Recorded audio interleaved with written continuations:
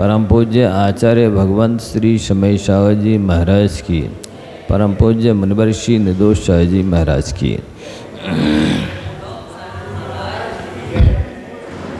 ओम। प्रसंग है 433 पृष्ठ पर स्वाध्याय का। राजा, प्रधान श्रावक और साधु का मरण होने पर ग्रहण आदि के समय तथा पर्व के दिनों में सिद्धांत ग्रंथों को नहीं वाचना चाहिए। ये कौन से ग्रंथ कब पढ़ने चाहिए इसकी चर्चा है।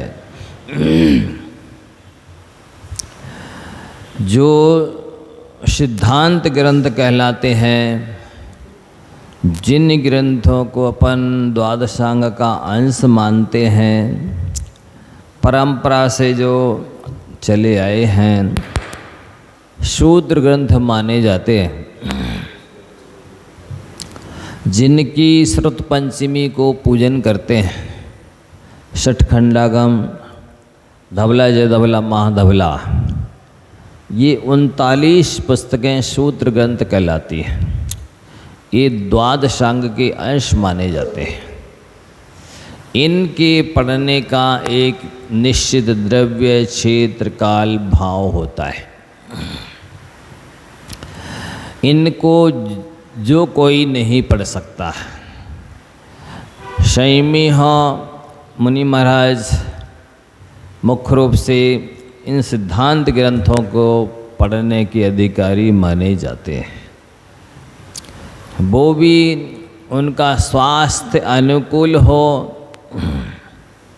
कोई बीमारी ना हो, तो द्रव्य शुद्धि मानी जाती है। उसमें भी वो ग्रंथ पढ़ने हैं तो उस तरह का भोजन भी किया जाता है जो मादकता उत्पन्न ना करे, निद्रा तंद्रा न लाए, उन्माद न लाए, ऐसा भोजन किया जाता है। हल्का सुपाच्य हो तो वो द्रव्य शुद्धि मानी जाती है। शरीर को तो शुद्ध रखनी है, बीमारी ना हो, और साथ ही हाथ पैर इत्यादि धोकर शुद्धि करके साथ में भोजन भी हल्का हो। इन सिद्धांत ग्रंथों को पढ़ने के लिए भारी भोजन कर लेंगे तो उन्माद आएगा, निद्रा तंद्रा आएगी, उतनी अप्रमत्त अवस्था नहीं बनेगी, आलस आएगा, टिकने लेटने का भाव होगा, हैं झोंका भी आ सकता है। तो ये सब द्रव्य शुद्धि नहीं कहलाती है। क्षेत्र शुद्धि में आसपास लघु शंका, शौच आदि नहीं जाता हो कोई, और साथ ही त्रेंच मनुष्यों की मृत कलेवर, हड्डी इत्यादि न पड़ी हो, तो वो क्षेत्र शुद्धि मानी जाती है।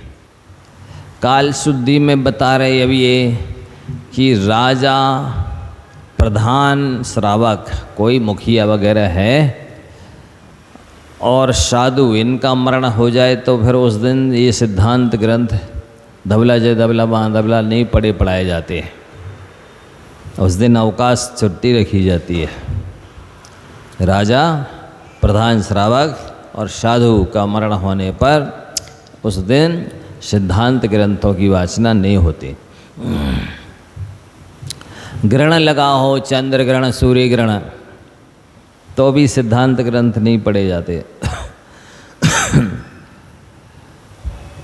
पर्व के दिनों में अष्टमी, चतुर्दशी, अमावस्या, पूर्णिमा, अष्टानेक, दशलक्षण, 16 कांड इत्यादि पर्व लगे हैं विशिष्ट, तो उन दिनों में भी सिद्धांत ग्रंथ नहीं पढ़े जाते।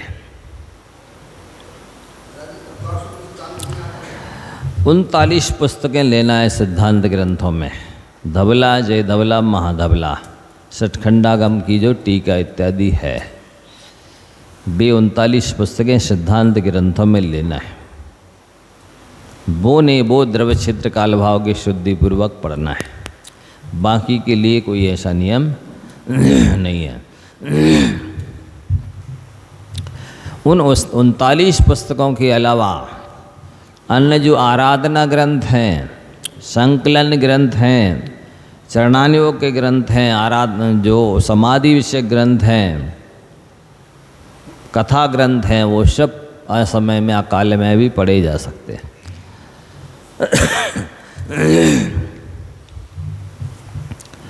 तो पर्व के दिनों में सिद्धांत ग्रंथों को नहीं बाँचना चाहिए।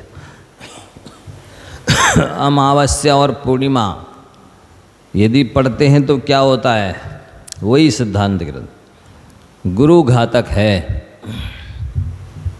अमावस्या और पूर्णिमा को पढ़ेंगे तो गुरु का वियोग हो जाएगा। चतुर्दशी को पढ़ेंगे तो शिष्य का वियोग हो जाएगा।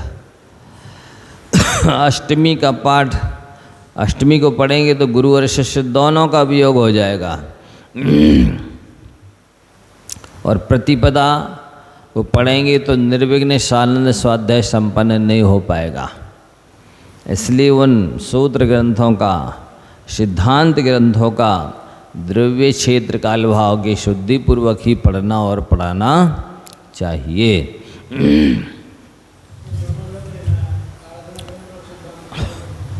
कब 39 पुस्तकें मात्र नहीं पढ़ना है। धवला जय धवला महाधवला सठखंडागम की जो टीका है, वे मात्र बिना द्रव्य क्षेत्र काल भाव की शुद्धि के नहीं पढ़ना है। बाकी अन्य ग्रंथ पढ़े जा सकते हैं। हाँ, धवला जय धवला महाधवला की 39 पुस्तकें हैं।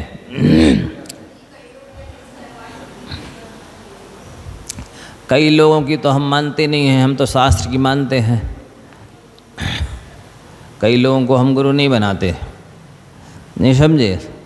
शास्त्र को और शास्त्र के अनुसार चलने वालों को गुरु बनाते हैं। आप कई लोगों के अनुसार चले तो बात अलग है। कई लोगों को तो कुछ विवेक तो है ही नहीं, इसलिए हम तो कई बार बोलते हैं कि भाई आप समाज में बहुत सारे वो उधर शंका समाधान हो रहा है, माइक दे देना जरा, हमेशा कर लो ना, आपस में क्यों कर रही शंका समाधान। समाज में बिना पढ़े लिखे, बिना फीस के, बिना मांगी सलाह देने वाले वकीलों की कमी नहीं है। इसलिए यदि आप कई लोगों को मान लेते हैं, गुरु बना लेते हैं, आदर्श बना लेते हैं, तो बात अलग है। लोग कई लोगों के अनुसार तो चल लेते हैं और गुरुओं की बात कान पे से उड़ाते हैं। ऐसी विचित्रता इस पंचम काल में है। उन कई लोगों को विवेक ही नहीं है कि हमको जब तक शास्त्र का ज्ञान नहीं है तब तक बोलना नहीं चाहिए, महापाप है, महाअपराध है, इसका कोई प्रायश्चित नहीं है। जिसको ज्योतिष का ज्ञान नहीं है और फिर भी ज्योतिष के बारे में निर्णय देता है, वो इतना पापी है कि उसका कोई प्रायश्चित नहीं है। जिसको आयुर्वेद का ज्ञान नहीं है और फिर भी वैद्यगिरी करता है, उसका भी कोई प्रायश्चित नहीं है। जो सिद्धांत ग्रंथों का ज्ञान नहीं और फिर भी बोलता है तो वो बहुत बड़ा पाप करता है। और जिसको प्रायश्चित शास्त्र के बारे में ज्ञान नहीं है और फिर भी प्रायश्चित देता है, तो इन चारों के लिए तो कोई प्रायश्चित है नहीं। लेकिन हम बोलते हैं, अभी पूछ लिया आप एक तरफ से, किसी भी समय सलाह मांगो, बिल्कुल बेधड़क बेरोक टोक दे देंगे सब। ना पूछने वाला ग्रंथ का प्रमाण देता है, ना बताने वाला ग्रंथ का प्रमाण देता है। वो अपने आप में ही प्रमाणिक मानता अपने आप को। ऐसा है।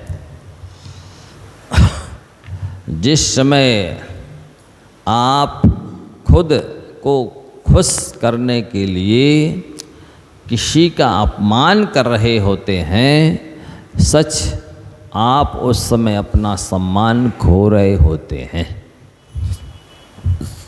क्या बोला? कई लोग हंसी मजाक में अथवा अहंकार के वशीभूत होकर के दूसरे को नीचा दिखाना चाहते हैं, दिल लगी करते हैं, हंसी उड़ाते हैं, बेइज्जती करते हैं, इंसल्ट करते हैं। भी ये नहीं समझते हैं कि जब हम जिस समय दूसरे को नीचा दिखा रहे हैं तो हम अपना स्वयं का भी सम्मान खो रहे हैं। आप सामने वाले को नीचा दिखाओगे तो क्या आपका सम्मान बढ़ जाएगा? सामने वाला धन्यवाद देगा, प्रशंसा करेगा, हैं? आप भी उसकी दृष्टि से गिर जाएंगे। ऐसा है, इसलिए किसी को तिनका कबहुना निंदिए जो पायन तल होए, कबहु उड़ही आँखन परे पीर घनेरी होए। तिनका की भी निंदा नहीं करना। इसी तरह से कोई भी व्यक्ति हो, किसी की भी निंदा नहीं करना, हीन दीन नहीं समझना, अयोग्य अपात्र नालायक नहीं समझना। पता प्राय करके जो अपने से हीन है उन्हीं की तो मजाक उड़ाएंगे, अपने से बड़े की उड़ाएंगे तो उनको पता ही है क्या होगा। जैसे एक पहलवान था, रोड से चल रहा था, मस्ती से जा रहा था, ऊपर से एक ईंट गिरी, हैं? उठा के देखता हूँ किसने गिराई है ईंट, उसको पता नहीं है कि मैं निकल रहा हूँ। जाके लेके गया ऊपर, देखा तो शेर को सवा शेर दिखा, वहाँ दारा सिंह दंड बिट्टे कर रहे थे। सो बोलते भाई साहब ये हम आपकी ईंट लौटाने आए। क्या वहाँ उनको पता चल गया कि यदि हम इधर कुछ करेंगे तो हमारे क्या हाल होगा। तो ये तो दुनिया का हाल है। अपने से नीचे वालों पर गुस्सा उतरती है, अपने से नीचे वालों को ही दबाया जाता है, शोषण किया जाता है, उनकी हर चीज़ का दुरुपयोग किया जाता है। प्रायः 90% पुरुष ऐसे हैं जो सिंह की तरह दहाड़ते हैं, लेकिन पत्नी के सामने क्या? लेकिन पत्नी के सामने उनको पता है कि पूरी दुनिया में मुझको एक भी व्यक्ति नहीं निभा सकता है, एडजस्ट नहीं कर सकता है, सहन नहीं कर सकता है। अब पत्नी जो देख लिया कि अभी क्या करेगी, कहाँ जाएगी, हैं? घर की मुर्गी दाल बराबर। तो ये इस तरह का नाजायज़ फ़ायदा उठाते, दुरुपयोग करते हैं। उनको पता नहीं है कि अगले जन्म में हमको भी स्त्री बनना है और हमको भी इसी तरह का सवा सिर मिलने वाला है। तो क्या दुर्दशा होगी हमारी, उनको पता नहीं। ऐसा है, बड़े कहना चाहिए अविवेकी होते हैं, धूर्त टाइप के, हैं? उनको क्या गुस्सा दिखा रहे हैं जो कोई प्रतिकार ही नहीं कर सकते, कोई बदला नहीं ले सकते। और फिर इसी तरह से कई फिर महिलाएं केस कर देती हैं और फिर उल्टे सीधे काम भी कर देती हैं। सो फिर उनका भी भाव बिगड़ता है, उनका भी बिगड़ता है। ये बुद्धिमानी नहीं मानी जाती। तो दूसरे का अपमान करना अपना सम्मान खोना है, और दूसरे को सम्मान देना अपना सम्मान बढ़ाना है। ये जितना पुण्य धन धान्य से पूर्ण इस समस्त पृथ्वी को दान देने से मिलता है, उससे अधिक पुण्य स्वाध्याय करने से मिलता है। आहा, देख लीजिए क्या लिखा है, हाँ? पृथ्वी पर क्या क्या नहीं है। क्षेत्र वास्तु हिरण्य स्वर्ण धन धान दासी दास को बर्तन वस्त्र 10 प्रकार का परिग्रह। इस पृथ्वी पर क्या नहीं है, कितना माने सोना चांदी हीरा मोती जवाहरात इत्यादि हैं। उन सबसे सहित लिख रहे ना, समस्त पृथ्वी को दान देने से जितना पुण्य मिलता है उससे भी कहीं ज़्यादा पुण्य स्वाध्याय करने से मिलता है। लेकिन फिर भी लोग पुस्तक नहीं खोलते, वे निरक्षर ही बने रहना चाहते हैं, वे मतलब नर पशु बने रहना चाहते हैं। पुस्तक नहीं खोलते, शास्त्र स्वाध्याय नहीं करते, प्रवचन में नहीं आएंगे। अभी कई सो रहे होंगे, जब बैठे होंगे आराम से दोपहरी कर रहे होंगे, ज़रूरत नहीं है। लेकिन वे इस चीज़ का महत्व नहीं समझते। समझ जाएं तो अज्ञानी ही ना रहें। कितनी बड़ी बात कही है, देखो जरा। सारी पृथ्वी का दान करने से जितना पुण्य का बंध होता है, उससे ज़्यादा पुण्य का बंध स्वाध्याय करने से होता है। ये पुण्य तो काम में आएगा समाधि के समय। कई लोग कहने लगते हैं नहीं हमको तो सब आता है, सब शास्त्र में वही तो लिखा है, अब क्या पढ़ें। ऐसा कहना झूठ है, दम्भ है, छल है। किसी को सब नहीं आता। अरे आचार्य महाराज तो कहते थे सर्वार सिद्धि को ही 108 बार पढ़ो, बहुत नहीं बहुत बार पढ़ो तो उन आपको नया नया मिलेगा। ये ग्रंथ ऐसे हैं, बाकी में ये नीतियाँ इतनी हैं, 10,000 नीतियाँ हैं, एक में ही है अकेले 6,000 तो 6,500 तो एक ही ग्रंथ में है। तो इतनी नीतियाँ हैं और ये सब याद थोड़ी रहती। बार बार पढ़ोगे तो हरदम रस आता है, उनमें आनंद आता है और ये स्मृति ताज़ी होती है, हर पग हर पल काम में आती है। नहीं हमने तो पढ़ लिया एक बार, पढ़ के रख दिया मंदिर में, ऐसी दुर्बुद्धि है। जैसे एक बार में पूरा याद हो गया हो और जीवन में उतर गया हो, और अब किसी को दूसरे परिवार के सदस्य को पढ़ने की आवश्यकता नहीं है, अब दोबारा नहीं पढ़ना है, पढ़ लिया एक बार हो गया। ऐसा खाना पूर्ति करते हैं, नियोग करते हैं, बस कहने को हो गया कि हमने पढ़ लिया, आता जाता कुछ भी नहीं है। अभी समझ में ही नहीं आया, याद भी नहीं हुआ, जीवन में भी नहीं उतरा, लेकिन कहने को तो हो गया कि हमने पढ़ लिया। तो और आगे लिखते देखो जरा, इस पॉइंट को तो बार बार बोलना चाहिए, एक बार फिर से सुनो। जितना पुण्य धन धान्य से पूर्ण समस्त पृथ्वी को दान में देने से मिलता है, उससे अधिक पुण्य स्वाध्याय करने से मिलता है। स्वाध्याय का परित्याग कर देने से उत्तम गुण भी नीच, उत्तम कुल भी नीच कुल हो जाते हैं। कितनी बड़ी बात देखी, देखो जरा। जिन घरों में परिवारों में स्वाध्याय नहीं होता है, वे उच्च कुलीन होकर के भी नीच कुलीन हैं, ये लिख रहे हैं। ऐसा नीच कुल हो जाते हैं, नीच कुलीन जैसा आचार विचार हो जाता है उनके यहाँ, कोई सभ्यता योग्यता नहीं रहती। नाम मात्र से उच्च कुलीन कहलाते हैं, नाम मात्र से जैन कहलाते हैं, बाकी जैनत्व का कुछ भी परिचय नहीं है, जैन धर्म का कुछ भी ज्ञान नहीं है। जी बहुत बड़ी बात लिखी है। उच्च कुल भी नीच कुल हो जाते हैं। अब देख लो ऐसे नीच कुल कितने हैं, हाँ? कितने घरों में स्वाध्याय होता है, कितने घर के कितने सदस्य स्वाध्याय करते हैं, सुनते हैं। जो करने सुनने वाले बस बे उच्च गोत्री बचे, बाकी सब नीच गोत्री है। कितनी संख्या हो गई, 1% भी नहीं बैठेंगे, बाकी सब नीची गोत्री है। टीवी, पहले एक टीवी रोग होता है, जिसको हो जाता था सो वो मर ही जाता था। ऐसे ये टीवी का, मोबाइल का, ये सब भयानक रोग लग गया है लोगों को कि अब भी इस भयानक रोग से मुक्त नहीं हो सकते। अब तो वो मोबाइल उनको साथ में ही लेके जाएगा नीचे। वो सबका काम करने लगा अकेला मोबाइल। कैलकुलेटर का काम वो करे, घड़ी का काम वो करे, टीवी का काम वो करे, लैपटॉप का काम वो करे, रेडियो का काम वो करे। हाँ, ऑल इन वन है, अकेले ही सब कुछ काम कर लेता है। वन मैन शो जैसा कहते थे ना, एक ही आदमी का पूरा खेल है, ऐसे ही एक ही चीज़ का सारा है, सब कुछ है उसमें।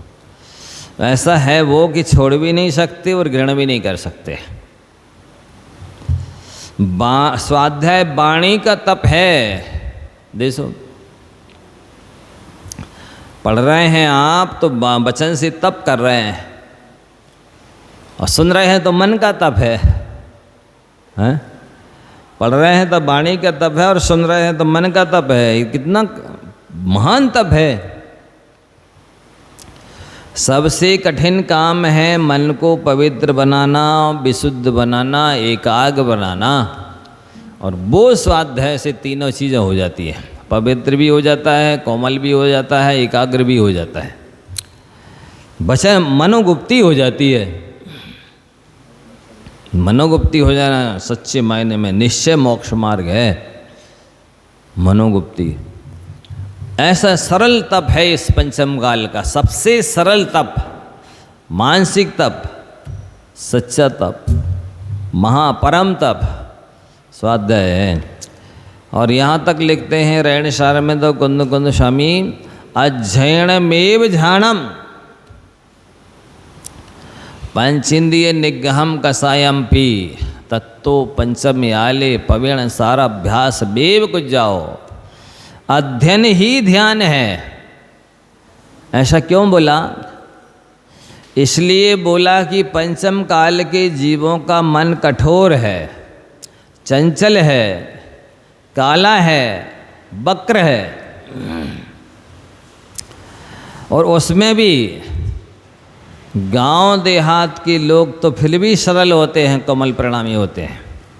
उसके अपेक्षा शहर के जीव और वक्र होते हैं, और कठोर परिणामी होते हैं, और काले हृदय वाले होते हैं। अपेक्षाकृत कथन है ये।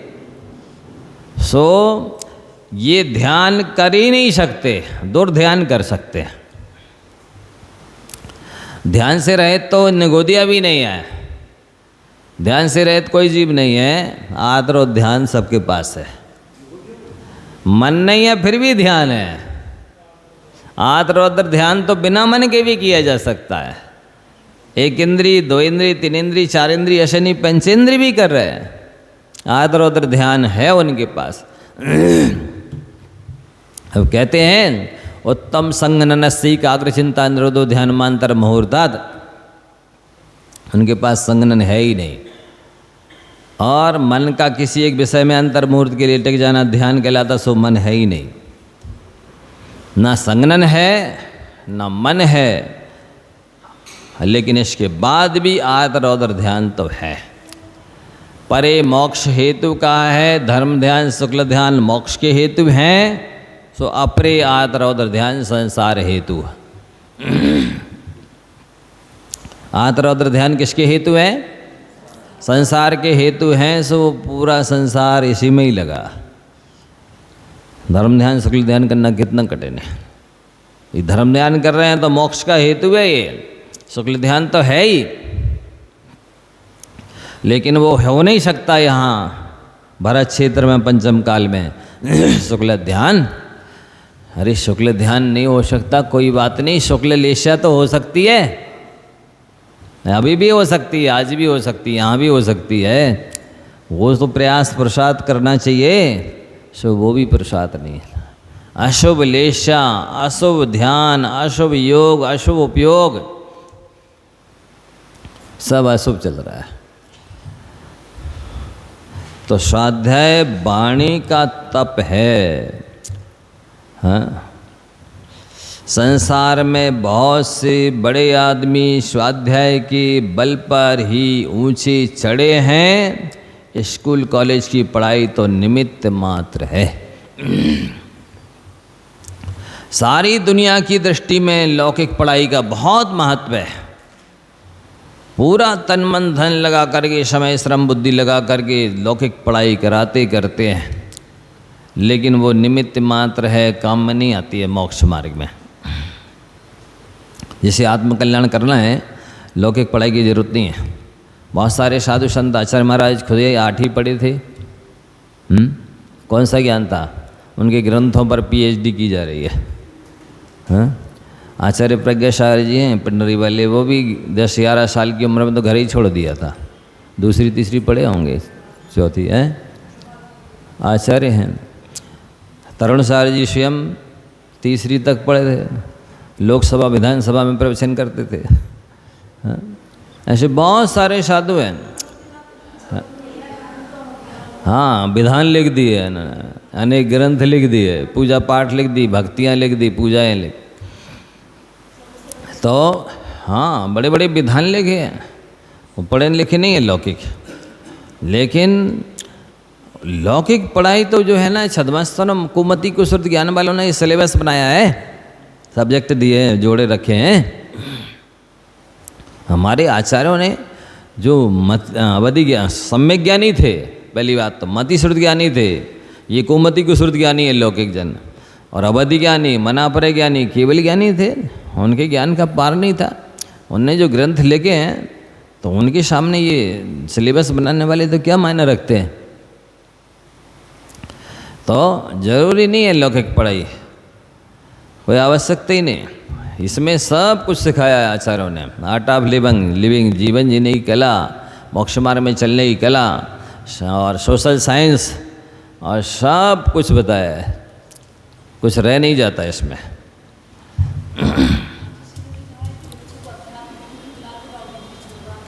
हाँ बिल्कुल, आजकल तो सिलेबस में छल छद्र सिखाया जा रहा है, कैसे दूसरों को ठगना है, लूटना है, धोखा देना है, किस तरह से दूसरों की ज़मीन जायदाद पर अपना वर्चस्व जमाना है, करता है स्वामित्व जमाना है, ये चीज़ें सिखाई जा रही।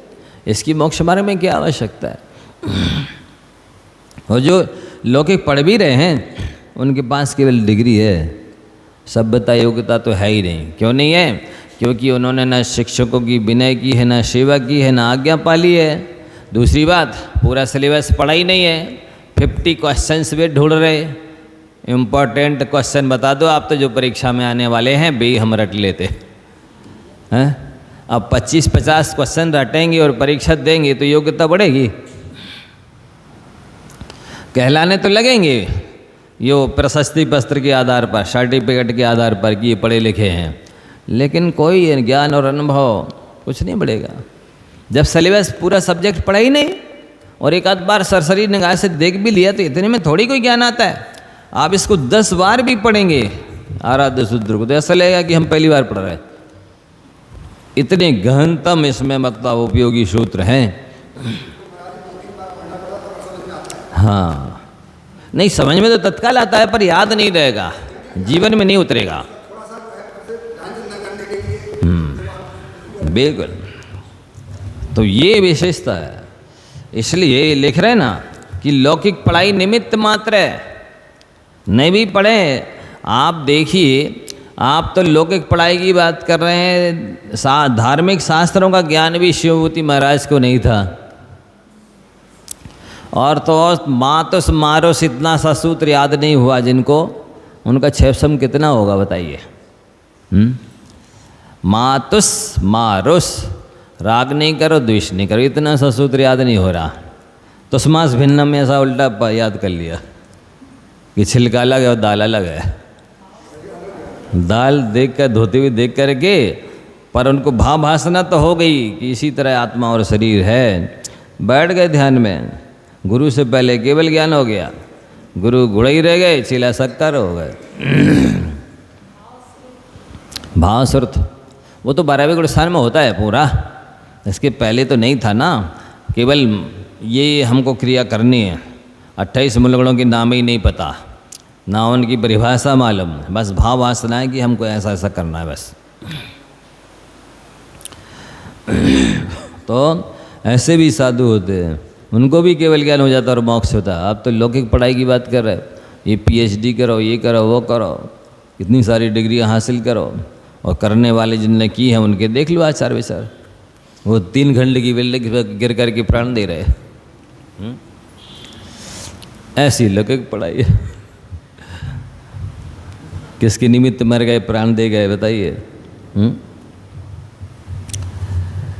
संसार में ऐसे ऐसे लोग हैं कि जो स्वाध्याय के बल पर ही ऊंचे चढ़े हैं और बढ़े हैं, मतलब अपना आत्मकल्याण किया है। स्कूल कॉलेज की पढ़ाई तो निमित्त मात्र है, हो भी और ना भी हो तो भी चलता है। स्वाध्याय हमें मनोबल प्रदान करता है। सबसे बड़ी कमी आज लोगों के पास है तो मनोबल की है। मतलब कहना चाहिए दृढ़ निश्चय नहीं कर पाते हैं कि हम प्रतिमा लेवें कि नहीं लेवें। निर्णय करने की भी क्षमता नहीं है, निर्णय नहीं ले पाते हैं। साथ ही सुविधा भोगी हैं, सुखिया स्वभावी हैं, इसलिए वे आगे नहीं बढ़ पाते। प्रमाद इतना ज़्यादा है, भोगा शक्ति इतनी ज़्यादा है कि भी उसकी वजह से आत्मकल्याण से वंचित रह जाते हैं। स्वाध्याय से मनोबल बढ़ता है, माने निर्णय लेने की क्षमता भी आती है, दृढ़ता भी आती है, और मन पवित्र भी होता है, निर्मल भी होता है, कोमल भी होता है, एकाग्र भी होता है। मोक्ष मार्ग में यही सब चाहिए। मोक्ष मार्ग शरीर आश्रित कम है, मन के आश्रित ज़्यादा है। क्या कहा? शरीर आश्रित कम है, मन की आश्रित ज़्यादा है। अज्ञानी शरीर से बहुत तप त्याग करता है, पर मन की ओर ध्यान ही नहीं जाता है। ज्ञानी मन से संबंधित तप त्याग करता है, शरीर की ओर उतना नहीं करता है। वो समझता कहाँ कितना कैसा आवश्यक है, द्रव्य क्षेत्र काल भाव की परिस्थिति मनस्थिति को देखकर करता है, नहीं करता ऐसी बात नहीं है। अरे जब तीर्थंकर जिनके 10 शास्त्रों में लिखे हैं, जिनका मोक्ष जाना निश्चित है, पक्का है, जिनके 3 कल्याणक देवों ने मना लिए हैं कि ये तीर्थंकर होने वाले हैं, इनको केवल ज्ञान होने वाला है, जब वे भी कठोर तपस्या करते हैं, तो फिर जिनके तो कल्याण तो मोक्ष का तो ठिकाना छोड़ो, सम्यक दर्शन तक का ठिकाना नहीं है, उन बाकी के जीवों को तो कठोर तपस्या करना ही चाहिए। कम से कम शरीर जो सबसे बड़ा शत्रु है, धोखेबाज है, सबसे बड़ी राख की खान है, सबसे ज़्यादा भ्रम उत्पन्न करने वाला है कि शरीर आत्मा है, कि आत्मा शरीर है, कि आत्मा है सो शरीर है, शरीर सो आत्मा है।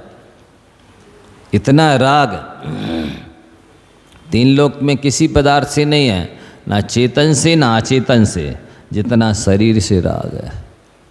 सबसे ज़्यादा राग की खान, मोह की खान ये शरीर है। इसी के लिए व्यक्ति आदर उधर ध्यान करता, इसी के लिए पाप करता, इसके लिए कसाएँ करता, इसीलिए के विषय भोगता, इसी के लिए सब कुछ करता। ये संबंधी हैं सारे के सारे, रिश्तेदार तो इस शरीर के हैं, कुटुंबी हैं तो इस शरीर के हैं, परिवार के लोग हैं तो इस शरीर के हैं, वस्त्राभूषण हैं तो इस शरीर के लिए हैं, भोजन पान अच्छा चाहिए तो शरीर के लिए चाहिए। ये सबसे बड़ा खतरनाक दुश्मन है, ये आस्तीन का सांप शरीर। इसको लोग समझ नहीं पा रहे हैं, उसी के सुखिया स्वभाव में सुविधा भोगी में लगे हुए हैं। सारी सुविधाएं किसको जुटाई जा रही? शरीर के लिए। सारे भोग किससे भोगे जा रहे हैं? किसके लिए भोगे जा रहे हैं? शरीर से, शरीर के लिए। तो जो शरीर सुख में आ सकता है वो आत्मा को धोखा देता है, आत्मा को ठगता है। और जो शरीर को यह तैन पाए महातप कीजिए या मैं सारे यही है, जो इस शरीर को पाके महान तप करते हैं, बेसारभूत चीज़ को अर्जित कर लेते, प्राप्त कर लेते। ऐसा है। अरे किसी को बहुत पुराना शत्रु पकड़ में आ जावे है तो क्या करेगा उसके साथ बताइए? बिठा के अच्छा से नहलाएगा, धुलाएगा, खिलाएगा, पिलाएगा, सुलाएगा, है हाथ फेरेगा, क्या करेगा बताइए? ये ऐसे ही पुराना शत्रु है। इसी की वजह से आज तक अपन को नए नए शरीर मिलते रहे हैं। इस शरीर की वजह से ही अपन ने बहुत सारे कष्ट भोगे हैं, लेकिन नहीं समझ पा रहा प्राणी। जितना सुख सुविधा दे सकें इस शरीर को दे दो, ऐसा लगता है। और इससे बड़ा धोखेबाज, इससे बड़ा कृतज्ञ, इससे बड़ा गद्दार, इससे बड़ा शत्रु कोई नहीं इस जीव का, दूसरा कोई नहीं। ऐसा है। तो हतोत्साहित होने पर रामबाण दबा का काम करता है ये स्वाध्याय। व्यक्ति हतोत्साहित हो रहा हो, मनोबल गिर रहा हो, हताश निराश उदास हो रहा हो, तो ये स्वाध्याय करने से, जैसे मोबाइल को चार्ज करने के लिए लगा देते हैं तो पावरफुल हो जाता है, ऐसी स्वाध्याय करने से आत्मा भी पावरफुल बनती है। पक्का है, चार्ज हो जाती है आत्मा। ये टॉनिक का काम करता है स्वाध्याय। स्वाध्याय यानी स्व का स्व के लिए स्व के द्वारा अध्ययन करना। स्वाध्याय स्व का स्व के लिए स्व के द्वारा अध्ययन करना ही स्वाध्याय है। और इतना सरल है, कभी भी और कहीं भी किया जा सकता है। 5 प्रकार के स्वाध्याय है ना। वासना की अनुकूलता नहीं है तो प्रश्न करो, प्रश्न की अनुकूलता कोई है नहीं पूछने के लिए तो अनुप्रेक्षा करो, आमना करो, और कोई भवजीव है तो धर्मोपदेश करो। 5 प्रकार के स्वाध्याय हैं, वो यथा शक्ति यथा संभव किए जा सकते हैं और वो महातप कहे जाते हैं। उससे ज़्यादा निर्जरा किसी से नहीं होती है। महातप क्यों कहते बताओ? स्वाध्याय परमम तपा, क्यों है परम तप? मोक्ष तो ध्यान से होता है, हैं? मतलब ध्यान से नहीं होती है?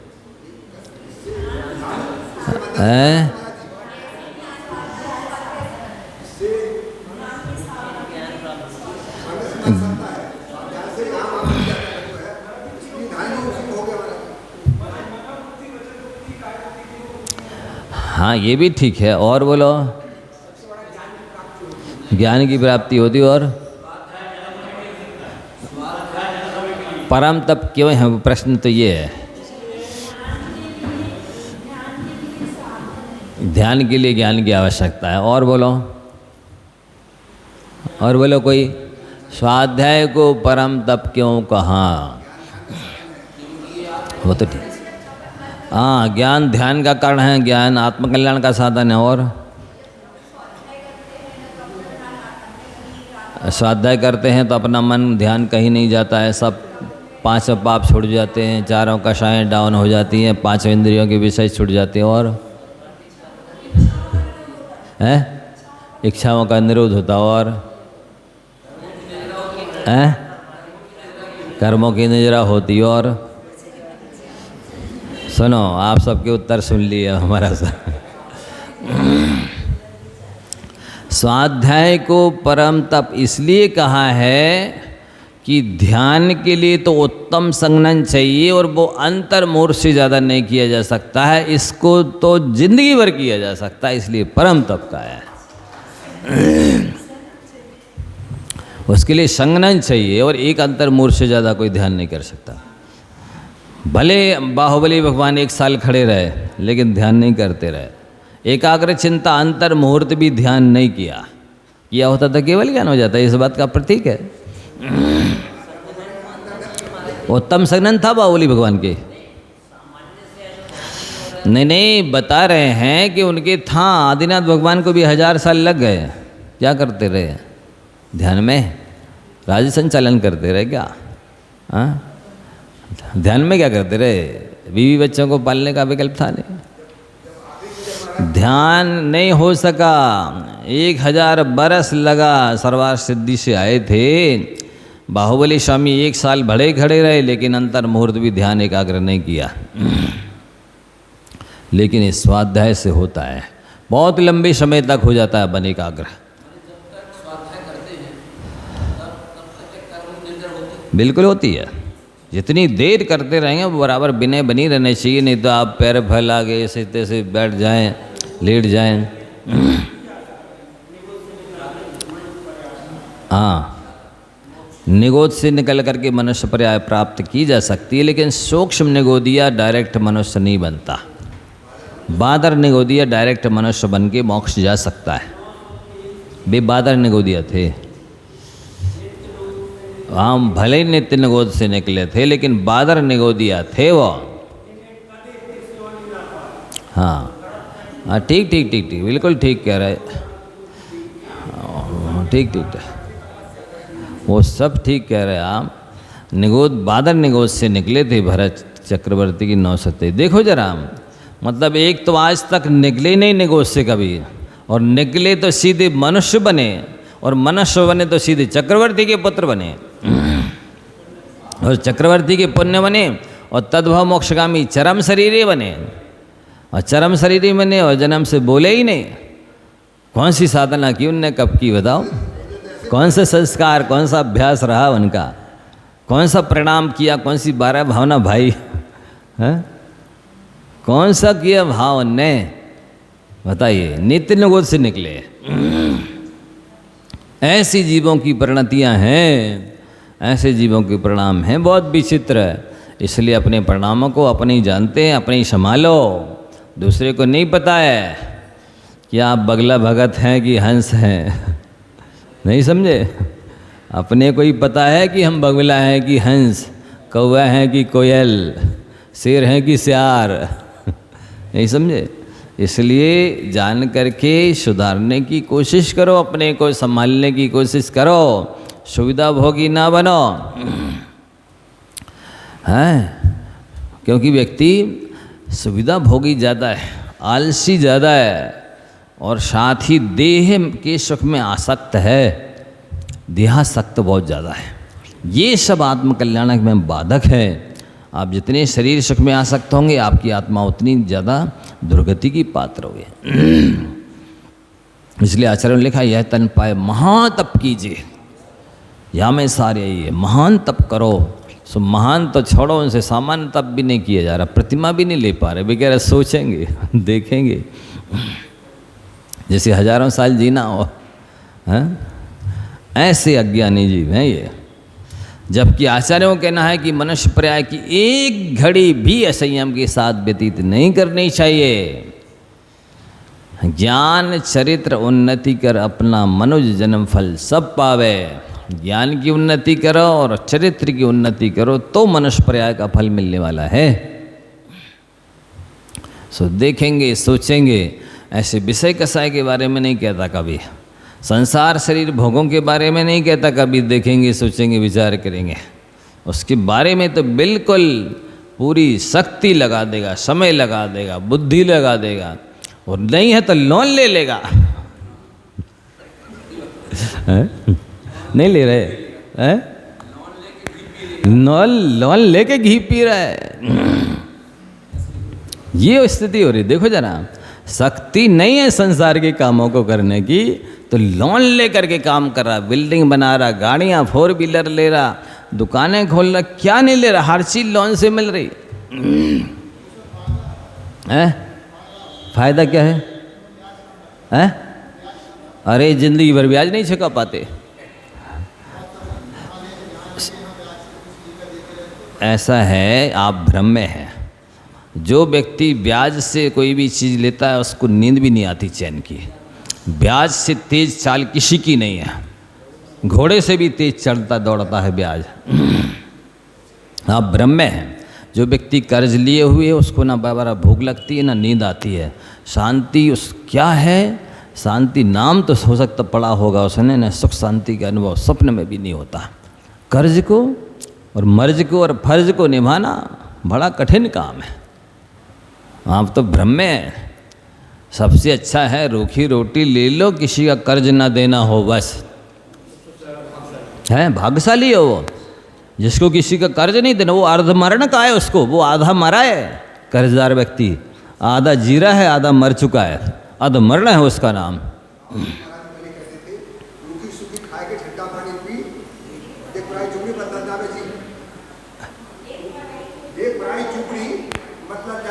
हाँ मतलब साहब है जी, रूखी सूखी खाए के ठंडा पानी पिए। भ्रम में आप, कर्ज तो होने ही नहीं चाहिए। जो कर्जदार व्यक्ति है वो तो अधमरा, आधे मरे के समान, उसका जीवन तो दुखी है। सुनाई नहीं दे रहा है?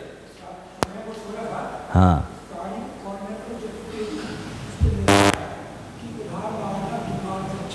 उधार मांगना भीख मांगने से कम नहीं है। भीख मांगने से अच्छा नहीं है।